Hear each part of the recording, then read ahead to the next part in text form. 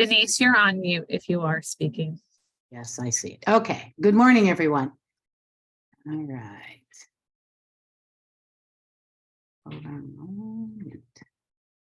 So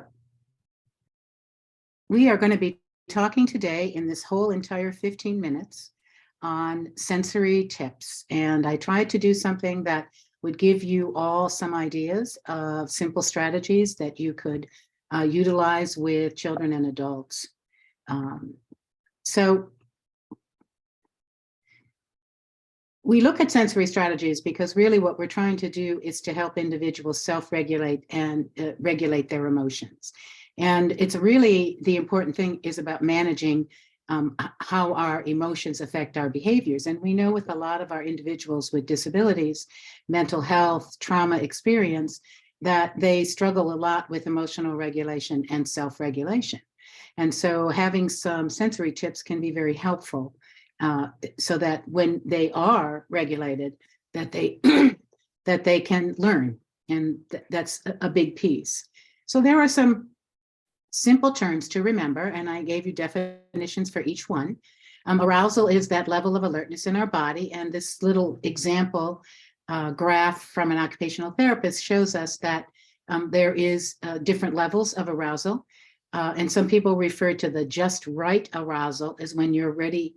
You're calm and you're alert and you're ready to learn.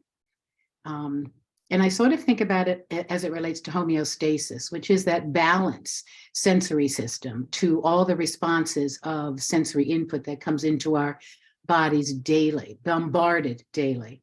I actually think that people with sensory processing issues, the fact that they even get out of bed in the morning is miraculous, because they have to go into a world that's bombarding them all day with auditory and visual and movement and all kinds of input all at one time.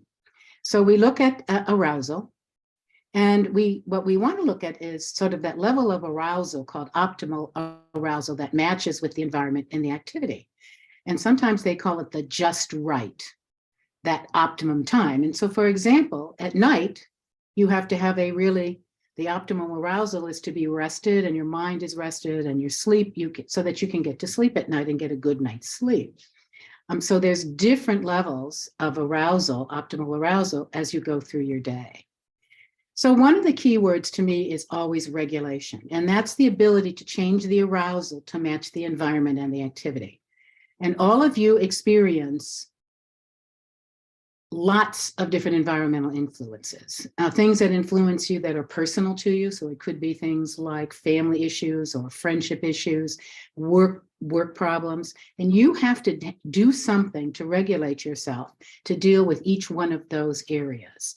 Because throughout the day, if you're not able to manage that, you can't function adequately or at your best level. So you have learned to develop ways to deal with a lot of the sensory input, the emotional input and impact throughout your day. And that's where dysregulation comes in. And it's the opposite of being regulated, obviously, is that you cannot manage what's happening around you, and you don't have any tools to help you to become regulated. Again, it's sort of like that homeostasis, is there's a real imbalance. So the environment is affecting you, the things around you are affecting you, and you become dysregulated. Your homeostatic state now becomes affected. And again, it's a crucial thing to understand that if I'm going to learn anything, I've got to be able to be willing to be calm enough and alert enough to be able to take information in so that I can, modify and change my behaviors. And so we see lots of different things. We can see people who act out when they're dysregulated. Both children and adults. We can see people who withdraw, and all kinds of levels in between. So initially, we learn what we call co-regulation, which is the assistance of somebody else to help us regulate.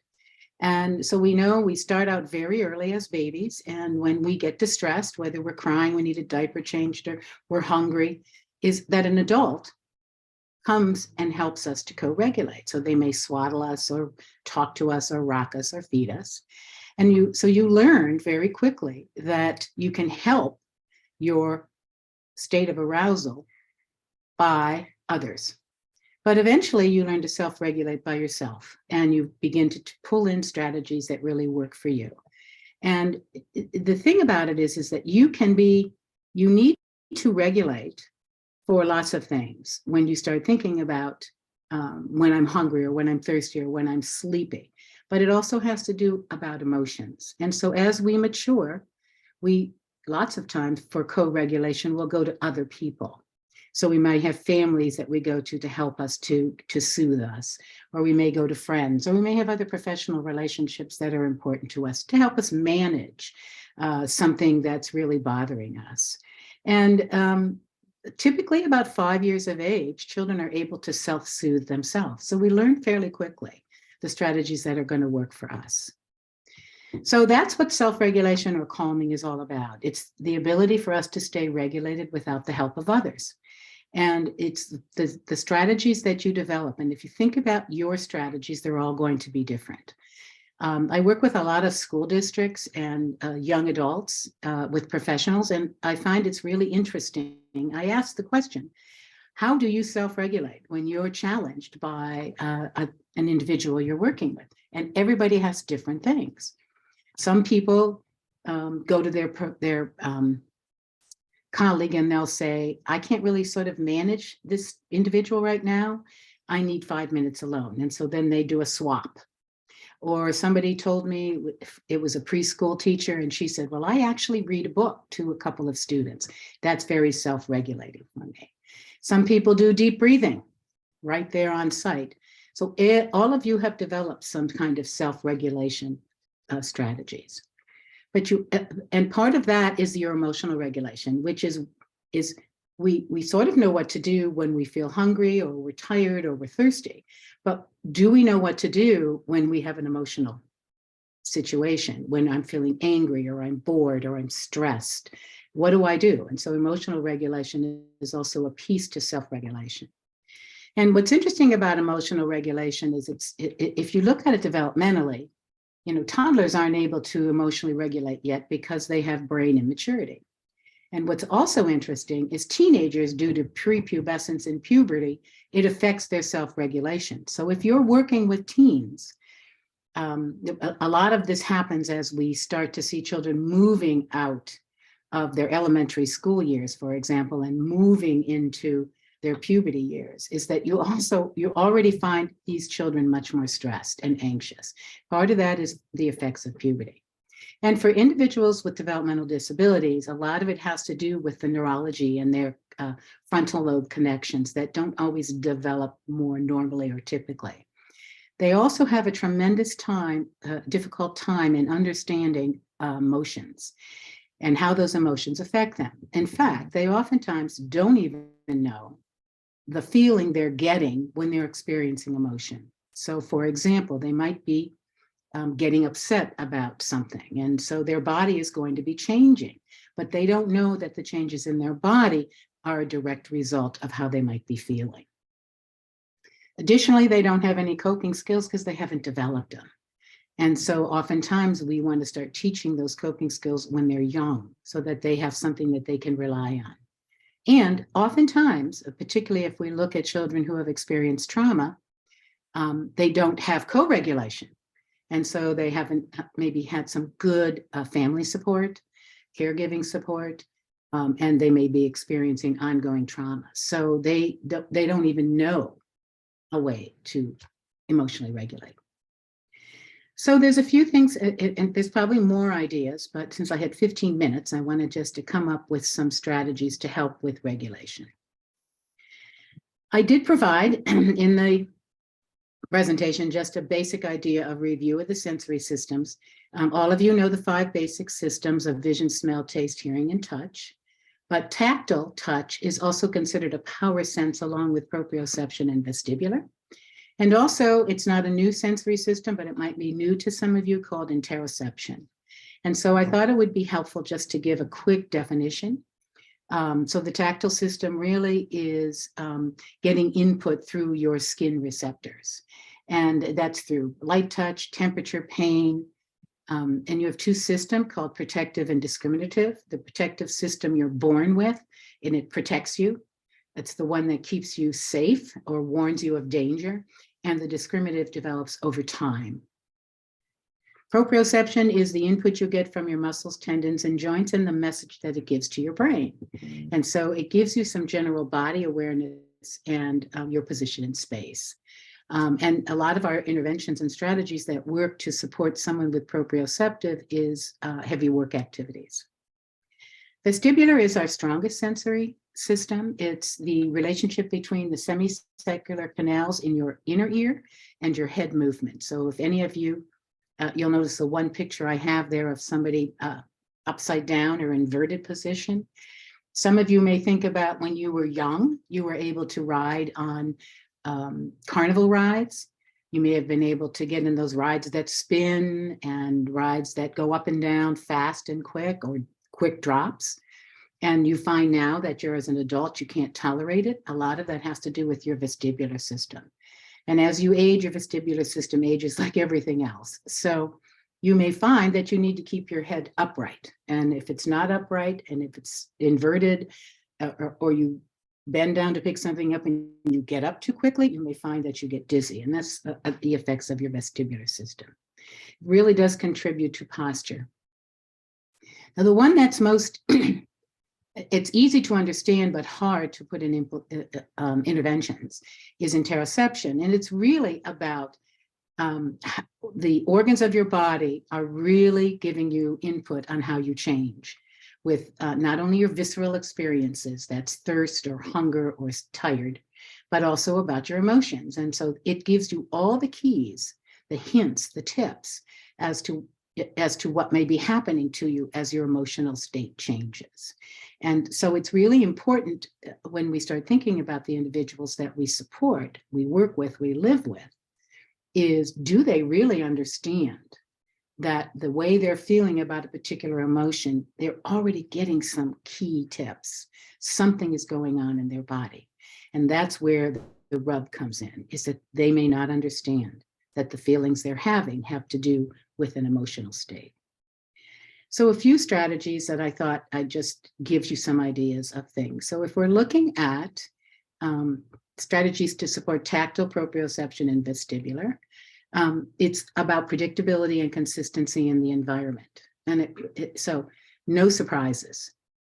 It will help with transitions. It will help with expectations of what's going to happen from one time to another. It helps to reduce the stimuli. In other words, I don't have to think about the environment I'm in because I can always rely on its predictability. You need to have a safe place to vent.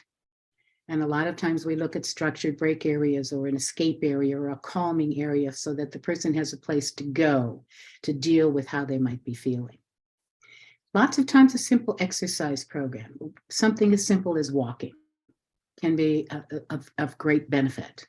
Gets you out, it gets you moving, it gets you removing you from a situation, gives you some proprioceptive input. Breaks, same idea. So sometimes we need individuals to have frequent breaks throughout the day to remove themselves from an overwhelming situation. Looking at high interest activities, there can be nothing more motivating than having something to do that you love to do. And so sometimes mixing in high interest activities, items or objects, depending on the age of the person, can be another way to get them to do some self-calming. We talked about proprioceptive and heavy work activities. There's tons of ways that you can provide. Pushing library books, lifting, watering plants. There's all kinds of ways that heavy work, again, supporting proprioceptive issues. And looking closely at identifying and reducing some of those potential triggers that may be affecting the individual. From interoception, there are a number of things that you might want to consider. One is yoga, and yoga, as many of you who may participate in yoga or know about yoga, is that it's about breathing and self-control and body awareness. So yoga can be done at any age, from preschool ages up through adulthood. and can be a really wonderful supportive tool. Even if you don't do the yoga exercises the way they should be done, it still gives you the opportunity to engage in something that makes you self-reflective. I think of all the activities, and the ones that are easiest to do are our breathing exercises and activities. And there's all kinds of things that you can utilize. For some of our young children, we may do smell the rose, blow out the candle. And you have to teach it and practice it, but it really helps over time for children to have a tool that they can actually implement themselves. You can also do what they call 4-7-8, which is an inhalation for 4 seconds, hold for 7, and exhale for 8. This is my favorite strategy. This is one of my self-regulating strategies that I use a lot. So I'm feeling a little bit overwhelmed. I know the signs in my body, and I do a 4-7-8. It calms me right down. It's sort of the same idea of yoga that gives you those breathing exercises, good deep breath, and then it helps to just calm the brain. Progressive relaxation. So you would be focusing on particular parts of the body. It's also good for interoception because you're then getting the person to focus on a body part. And that's where they don't understand actually how their body reacts and responds. Choices. In other words, providing a list of ideas for a person to choose from when they're feeling dysregulated. They're feeling overwhelmed. And so creating some visual, particularly visual supports that gives the person some strategies that they can choose from. You may have to teach some of those strategies first, but at least they would have an option to pick what might work. I like the thinking talking bubble. This, of course, depends on the intellect of the person, their cognitive abilities, but sometimes you can help a person understand what they might be thinking because you're interpreting their outward behavior. And so a lot of times you can work a little bit on conversation about, I think you were thinking that because you did this. And it might be starting to get them to get an idea of how to maybe rethink a little differently. Mindfulness, all of us know, has been very popular, very hot right now. And it's sort of like trying to look at focusing on your awareness at your present moment, acknowledging where you're at, and then accepting where you're at. And mindfulness activities, to me, can work very well, but it really depends on the cognitive level of the individual. There are suggestions for mindfulness for really young children and also ones for teens and adults. And when I'm looking for ideas, I usually go online and I see the kinds of things that people are doing. And that gives me some ideas, depending on the level of the cognitive skills of the individual I'm working with. Also, identification how a body feels if they're experiencing hunger, thirst, or if they're experiencing a variety of emotions. And again, sometimes it's a guess, but we have to start somewhere to get a person to understand that when they're hungry, something may be happening. I always start with those visceral emotions, those visual experiences, because I think those are easier to understand. And so if I hear their stomach growling, I'm going to assume that they're hungry, and I might make a comment about that. I think journaling is also a wonderful tool to use for a person to put their thoughts and experiences down on paper. They can either do it themselves if they write, or you can have a scribe do it for them. And it's by taking those thoughts that you feel in your brain and putting them someplace that's permanent, can be a really support for an individual who's struggling with their body and how their body is feeling. And I usually say the journal is actually individualized for the person with their name on it and a title. And each page that you would fill out in the journal has a title. And then anytime the person wants to go back and either review it themselves or someone reads it to them, they can, again, relive what they were thinking at the time. They can also add a picture if they want to, or even a photo. So it can work any way that will help them to understand. And then there are a couple of tools that people use called the Incredible 5-Point Scale and Zones of Regulation. And it's trying to make these abstract concepts more concrete. And so they're usually color-coded. They have a lot of graphics that are represented with them. They'll have some picture icons of faces, or it can be some photos. It can be black and white line drawings. But they're a more formal approach into trying to get people to understand about how they might be feeling, how their emotions are affecting them. I gave you some resources. I found some things that I thought might be helpful. I found some power sense ideas, some sensory diets for adults. I found some autism and self-regulation strategies, emotional regulation strategies. Also, Kelly Mahler, well-known OT who wrote the book on interoception just recently. She's a great resource. And if you went to the Ocali website, ocali.org, and put in code name sensory to search, you would come up with a lot of areas and resources on our website. So